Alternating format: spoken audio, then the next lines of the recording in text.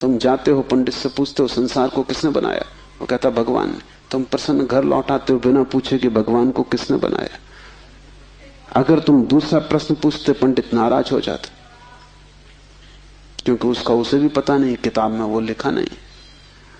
और फिर झंझट की बात है, परमात्मा को किसने बनाया। फिर तुम पूछते ही चले जाओगे, वो कोई भी जवाब दे, तुम पूछोगे उसको किसने बनाया। अगर गौर से देखो तो तुम्हारे पहले सवाल का जवाब दिया नहीं गया है। पंडित ने तुम्हें सिर्फ संतुष्ट कर दिया क्योंकि तुम बहुत बुद्धिमान नहीं। और बच्चे अबोध, उनका अभी तर्क नहीं जगा, विचार नहीं जगा, अभी वो प्रश्न नहीं पूछ सकते। अभी तुम जो भी कचरा उनके दिमाग में डाल दो वो उसे स्वीकार कर लेंगे। बच्चे सभी को स्वीकार कर लेते हैं क्योंकि वो सोचते हैं जो भी दिया जा रहा है वो सभी ठीक है। बच्चा ज्यादा सवाल नहीं उठा सकता, सवाल उठाने के लिए थोड़ी प्रौढ़ता चाहिए। इसलिए सभी धर्म बच्चों की गर्दन पकड़ लेते हैं और फांसी लगा देते हैं। फांसी बड़ी सुंदर है। किसी के गले में बाइबल लटकी है, किसी के गले में समयसार लटका है, किसी के गले में कुरान लटकी है, किसी के गले में गीता लटकी। ये इतने प्रीतिकर बंधन है कि इनको छोड़ने की हिम्मत फिर जुटानी बहुत मुश्किल है। और जब भी तुम इन्हें छोड़ना चाहोगे एक खतरा सामने आ जाएगा, क्योंकि इन्हें छोड़ा तो तुम अज्ञानी। क्योंकि जैसे तुम इनको छोड़ोगे तुम पाओगे मैं तो कुछ जानता नहीं, बस ये किताब सारी संपदा है, इसको संभालो। अपने अज्ञान को छिपाने का यही तो एक उपाय है। लेकिन अज्ञान छिपने से अगर मिटता होता तो बड़ी आसान बात हो गई होती। अज्ञान छिपने से बढ़ता है, जैसे कोई अपने घाव को छिपा ले, उससे कुछ मिटेगा नहीं। घाव और भीतर भीतर बढ़ेगा, मवाद पूरे शरीर में फैल जाएगी। शिव कहते हैं ज्ञान बंद है, ज्ञान सीखा हुआ, ज्ञान उधार, ज्ञान दूसरे से लिया हुआ बंधन का कारण है। तुम उस सब को छोड़ देना जो दूसरे से मिला है, तुम उसकी तलाश करना जो तुम्हें किसी से भी नहीं मिला, तुम उसकी खोज में निकलना, उस चेहरे की खोज में जो तुम्हारा है।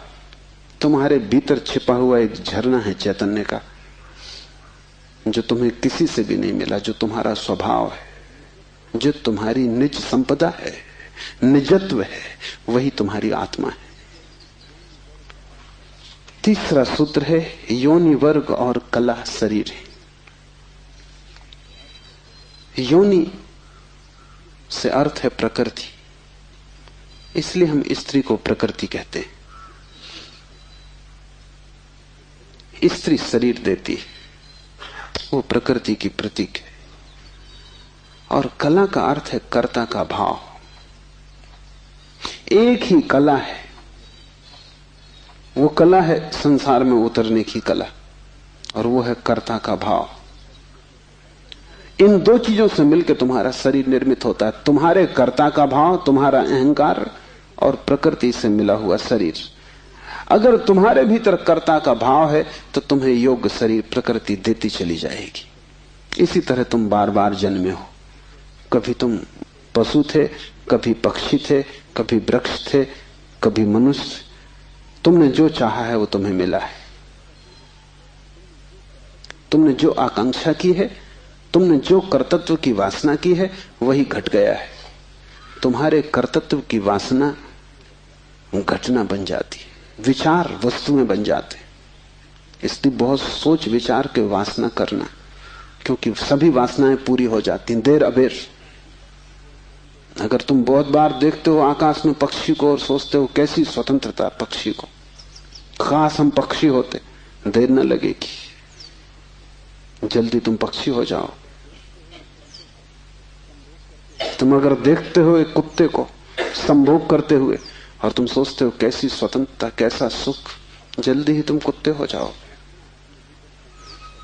तुम जो भी वासना अपने भीतर संग्रहित करते हो वो बीज बन जाती। प्रकृति तो केवल शरीर देती है, कलाकार तो तुम ही हो, स्वयं को निर्माण करने वाले। अपने शरीर को तुमने ही बनाया है, ये कला का अर्थ है। कोई तुम्हें शरीर नहीं दे रहा है, तुम्हारी वासना ही निर्मित करती है। तुमने कभी ख्याल किया रात तुम सोते हो तो आखिरी जो विचार होता है सोते समय, वही सुबह उठते वक्त पहला विचार होगा। रात भर तुम सोए रहे, वो बीज की तरह विचार भीतर पड़ा रहा। जो अंतिम था वो सुबह प्रथम होगा। तुम मरोगे इस शरीर से, आखिरी मरते क्षण में तुम्हारे सारे जीवन की वासना संग्रहित होकर बीज बन जाएगी। वही बीज नया गर्भ बन जाएगा। जहां से तुम मिटे वहीं से तुम फिर शुरू हो जाओगे। तुम जो भी हो ये तुम्हारा ही कृत्य है। किसी दूसरे को दोष मत देना। यहां कोई दूसरा है भी नहीं जिसको दोष दिया जा सके। ये तुम्हारे ही कर्मों का संचित फल है। तुम जो भी हो, सुंदर कुरूप, दुखी सुखी, स्त्री पुरुष, तुम जो भी हो ये तुम्हारे ही कृत्यों का फल है। तुम ही हो कलाकार अपने जीवन के। मत कहना कि भाग्य ने बनाया है, क्योंकि वो धोखा है। उस भांति तुम जिम्मेवारी किसी और पर टाल रहे हो। मत कहना कि परमात्मा ने भेजा है। तुम परमात्मा पे जिम्मेदारी मत डालना, क्योंकि ये तरकीब है खुद के दायित्व से बचने की। इस कारागृह में तुम अपने ही कारण हो। जो व्यक्ति इस बात को ठीक से समझ लेता है कि अपने ही कारण में यहां हूं, उसके जीवन में क्रांति शुरू हो जाती। शिव कह रहे हैं योनि वर्ग और कला शरीर है। प्रकृति तो सिर्फ योनि है, वो तो सिर्फ गर्भ है। तुम्हारा अहंकार उस योनि में बीज बनता है। तुम्हारे कर्तृत्व का भाव कि मैं ये करूं, मैं ये पाऊं, मैं ये हो जाऊं, उसमें बीज बनता है। और जहां भी तुम्हारे कर्तृत्व की कला और प्रकृति की योनि का मिलन होता है, शरीर निर्मित हो जाता है। इसलिए बुद्ध पुरुष कहते हैं सभी वासनाओं को छोड़ दो, तभी तुम मुक्त हो सकोगे। तुमने अगर स्वर्ग की वासना की तो तुम देवता हो जाओगे, लेकिन वो भी मुक्ति ना होगी, क्योंकि वासनाओं से कभी भी अशरीर की स्थिति पैदा नहीं होती। सभी वासनाओं से शरीर निर्मित होते हैं। जब तक तुम निर्वासना को उपलब्ध नहीं हो, जब तक तृष्णा तुमने पूरी ही नहीं छोड़ दी, तब तक तुम नए शरीरों में भटकते रहोगे। और शरीर के ढंग अलग हों, शरीर की मौलिक स्थिति एक ही जैसी है। शरीर के दुख समान है, चाहे पक्षी का शरीर हो चाहे आदमी का शरीर हो, दुखों में कोई भेद नहीं है। क्योंकि मौलिक दुख है आत्मा का शरीर में बंध जाना। मौलिक दुख है कारागृह में प्रविष्ट हो जाना। फिर कारागृह की दीवारें वर्तुलाकार हैं कि त्रिकोण हैं कि चौकोन हैं, उससे कोई हल नहीं होता, उससे कुछ फर्क नहीं पड़ता है। तुम भला सोचते हो फर्क पड़ता है। एक मेरे मित्र हैं, ड्राइंग के शिक्षक हैं, उन्हें जेल हो गई। लौटे 3 साल बाद तो मैंने उनसे पूछा कैसे रहे दिन, कैसे कटे दिन। उन्होंने कहा और तो सब ठीक था, लेकिन मेरी कोठरी के कोने 90 कोण के नहीं थे।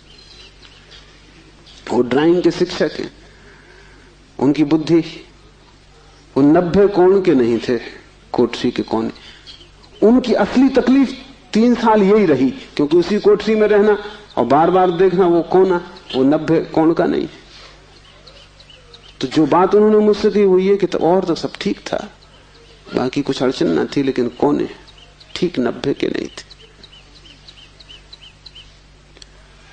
कोने 90 के हों कि 90 के ना हो, इससे क्या बुनियादी फर्क पड़ेगा। कारागृह कारागृह, पक्षी का शरीर के आदमी का बहुत फर्क नहीं पड़ता। बंद तुम हो गए वही दुख है, बंध गए तुम वही दुख है। वासना बांधती है, वासना है रज्जु जिससे हम बंधते हैं।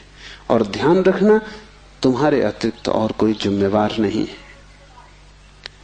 उद्यमो भैरवा, चौथा सूत्र है उद्यम ही भैरव है। उद्यम उस आध्यात्मिक प्रयास को कहते हैं जिससे तुम इस कारागृह के बाहर होने की चेष्टा करते हो। भैरव शब्द पारिभाषिक है।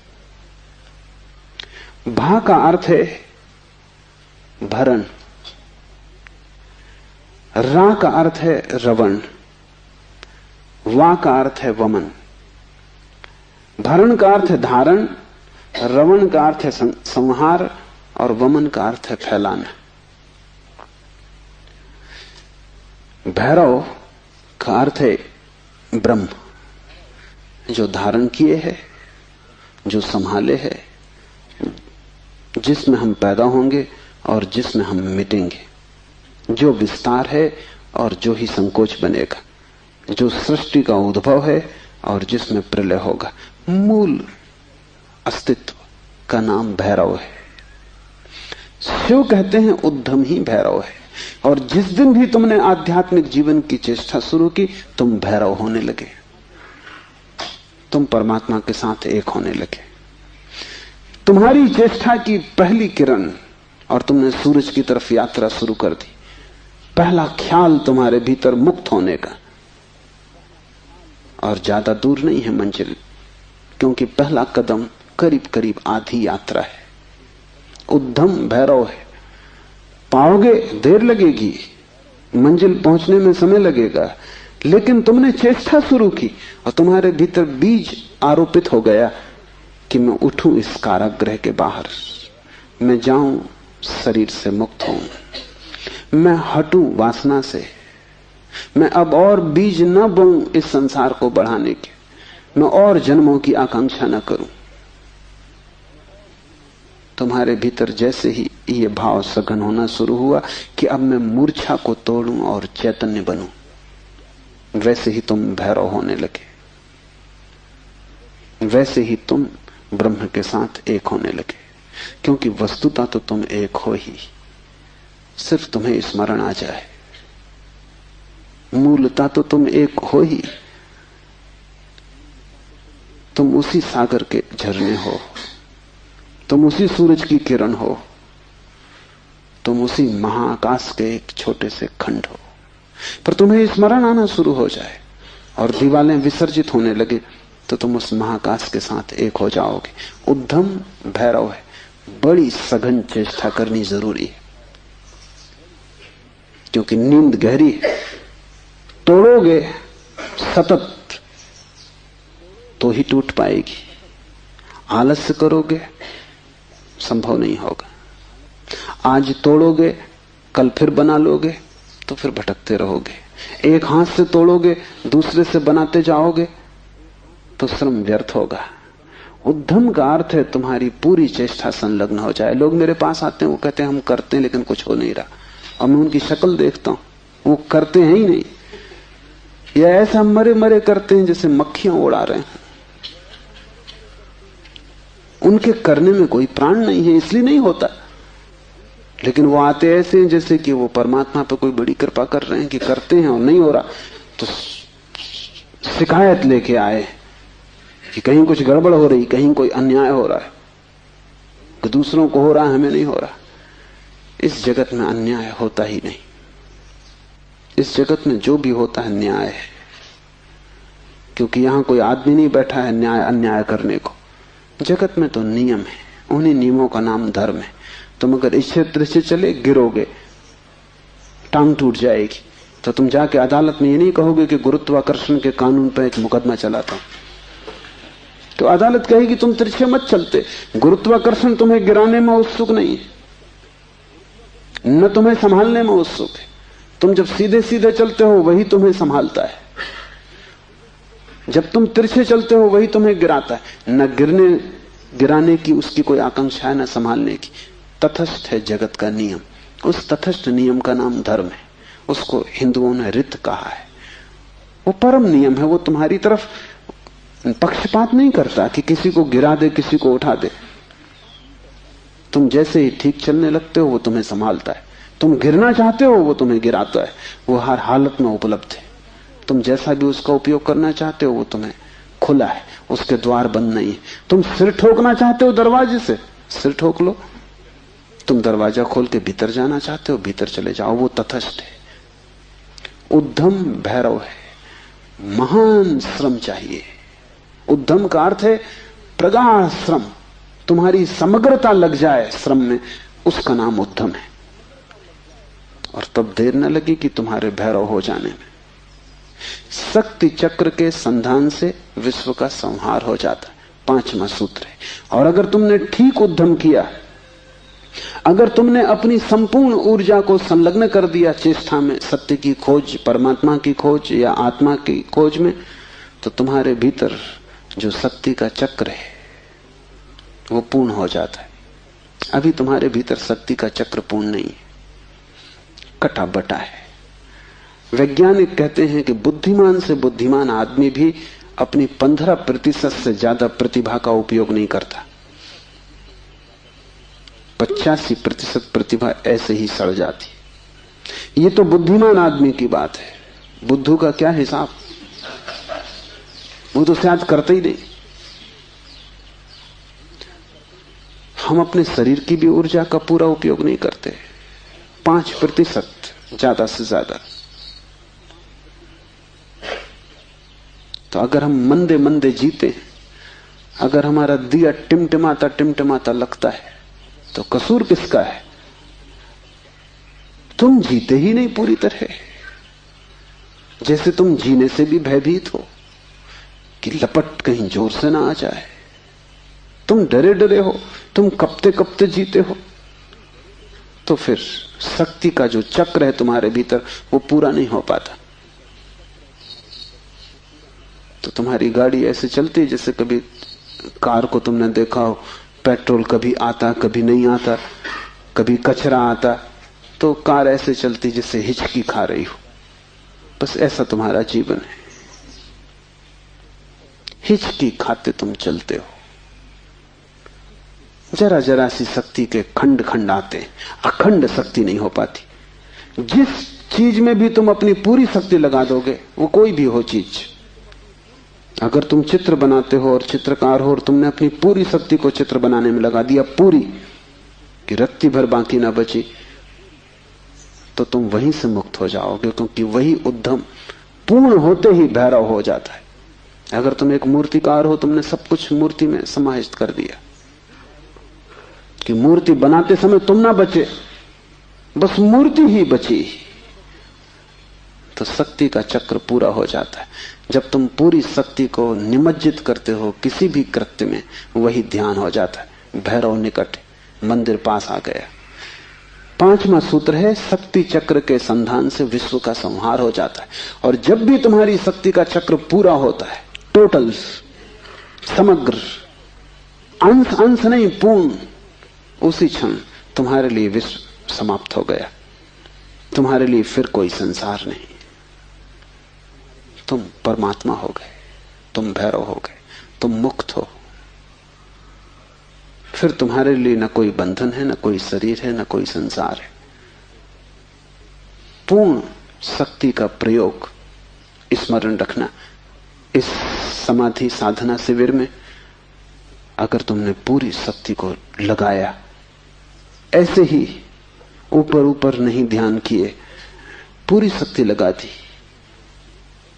तो तुम अनुभव करोगे कि जिस क्षण शक्ति पूरी लग जाएगी, उसी क्षण, फिर क्षण भर की देर नहीं लगती, अचानक संसार खो जाता है, परमात्मा सामने आ जाता है।